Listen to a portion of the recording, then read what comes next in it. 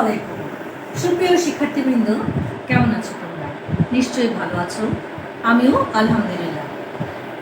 তোমাদের পড়াশোনায় যাতে বিঘ্ন না ঘটে সেই কারণে তোমাদের পাশে এসে দাঁড়িয়েছে সিরাজউদ্দিন সরকার বিদ্যানিকেতন অ্যান্ড কলেজ অনলাইন ক্লাসের মাধ্যমে। সেই অনলাইন ক্লাসের পক্ষ থেকে তোমাদের স্বাগত জানাচ্ছি। আমি Sabiha Sultana, trade instructor, Sirajuddin Sarkar Vidyaniketan and college.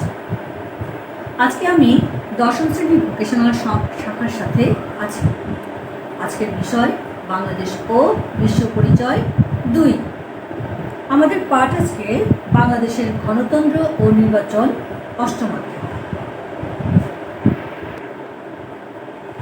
অষ্টম অধ্যায়ে বাংলাদেশের গণতন্ত্র ও নির্বাচন।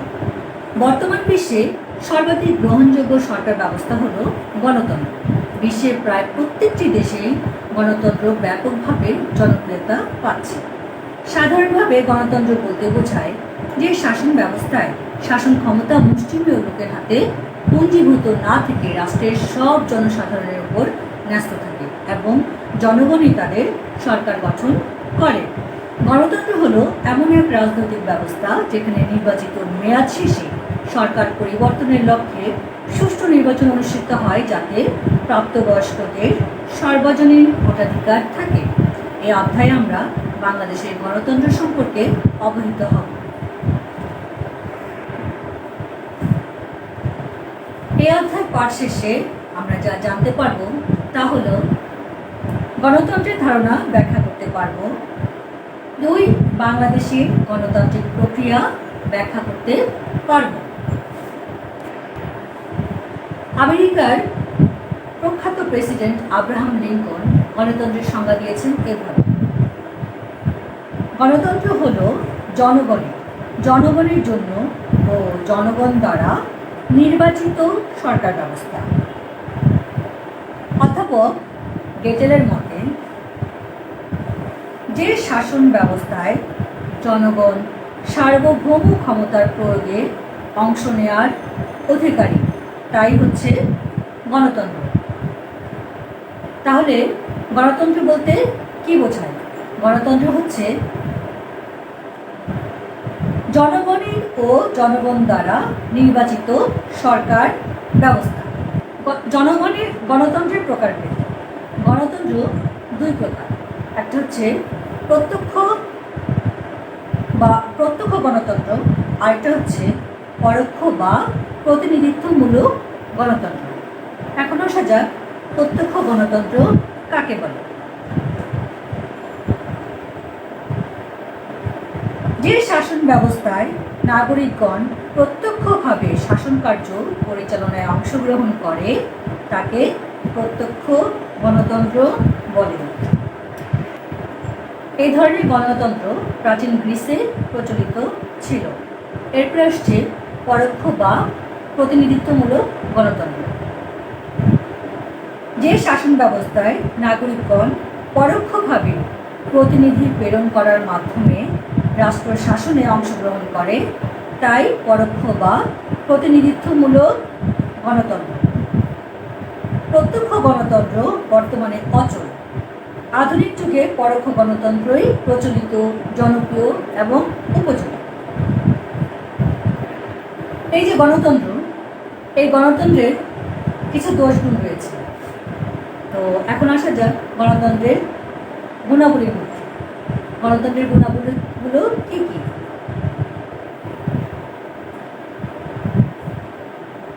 সাম্য ও স্বাধীনতা রক্ষা করে, রাজনৈতিক শিক্ষা দেয়, সার্বজনীন কল্যাণধর্মী মৌলিক অধিকার সংরক্ষণ করে, মত প্রকাশের স্বাধীনতা থাকে, ক্ষমতার অপব্যবহার রোধ করে, মানবিক গুণাবলী বিকাশ করে, মানুষের মর্যাদা বৃদ্ধি পায়, সংখ্যালঘুদের স্বার্থ সংরক্ষিত হয় এবং নমনীয় হয়। গণতন্ত্র নমনীয় হয়। এরপরে আসছে গণতন্ত্রের, এই তো গেল গণতন্ত্রের গুণাবলী। এরকম যেমন গণতন্ত্রের কিছু গুণ রয়েছে, সেরকম কিছু দোষও রয়েছে। তো সেই দোষগুলো: মূর্খ, অক্ষম ও অন্ধের শাসন। অর্থাৎ যদিও গণতন্ত্র সংখ্যাগরিষ্ঠের শাসন ব্যবস্থা, তথাপি একে মূর্খ, অক্ষম ও অন্ধের শাসন ব্যবস্থা হিসেবে চিহ্নিত করা হয়েছে। ক্ষণভঙ্গুর শাসন ব্যবস্থা। গণতন্ত্র একটি ক্ষণভঙ্গুর শাসন ব্যবস্থা। দল প্রথার কুফল। গণতন্ত্রে দল প্রথার কুফল রয়েছে। সিদ্ধান্ত গ্রহণের সমস্যা। গণতন্ত্রে দ্রুত সিদ্ধান্ত নেওয়ার রেওয়াজ নেই। দুর্নীতি প্রবণ ব্যবস্থা। গণতন্ত্রে দুর্নীতির প্রশ্রয় দেওয়া হয় বেশি।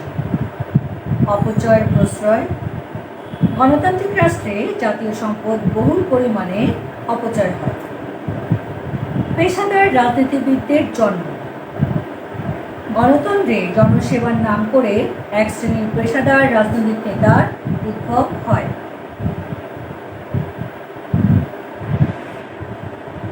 আমরা উপরোক্ত আলোচনা থেকে দেখলাম যে গণতন্ত্রে দোষের চেয়ে গুণের সংখ্যাই বেশি, আর এ কারণে বর্তমান বিশ্বে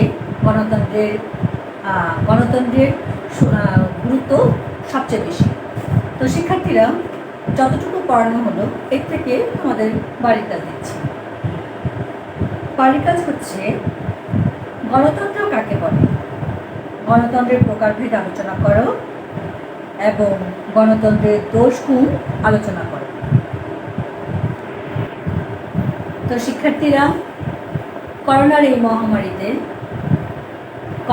মহামারীর সময় তোমরা অবশ্যই ঘরে থাকবে, বিনা প্রয়োজনে বাইরে যাবে না। আর যদিও বাইরে যাও তো অবশ্যই মাস্ক ব্যবহার করবে এবং ঘরে ফেরার সঙ্গে সঙ্গে 20 সেকেন্ড ধরে হাত ধুবে। সেই সাথে তোমরা আমাদের অনলাইন ক্লাসগুলো দেখবে এবং পড়াশোনা করবে। এতক্ষণ আমার সঙ্গে থাকার জন্য তোমাদের অসংখ্য ধন্যবাদ। আল্লাহ হাফেজ।